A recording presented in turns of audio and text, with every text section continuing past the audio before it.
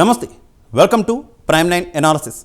నిన్నటి నుంచి అంటే సోమవారం నుంచి భారతదేశ వ్యాప్తంగా సిఏఏ చట్టం అమలులోకి వచ్చిన విషయం మనందరికీ తెలిసిందే. ఇక సిఏఏను కేంద్ర ప్రభుత్వం తీసుకురావడంపై ప్రముఖ సినీ నటుడు మక్కల్ నీతి మయ్యం పార్టీ అధినేత కమల్ హాసన్ విమర్శలు గుప్పించారు.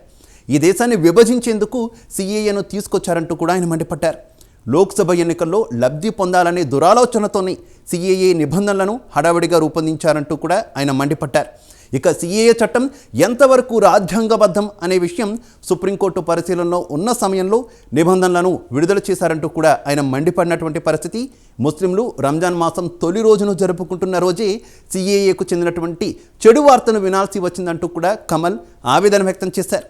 పాకిస్తాన్, బంగ్లాదేశ్, ఆఫ్ఘనిస్తాన్ దేశాల్లో అణిచివేతకు గురైన మైనార్టీ ప్రజల కోసమే ఈ చట్టాన్ని తీసుకొస్తున్నామని కేంద్ర ప్రభుత్వం చెబుతోంది.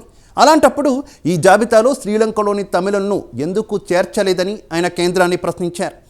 మన దేశాన్ని మతం, కులం, ప్రాంతం ఆధారంగా చీల్చాలనుకునే వారికి ఎన్నికల్లో బుద్ధి చెప్పాలంటూ కూడా కమల్ పిలుపునిచ్చారు.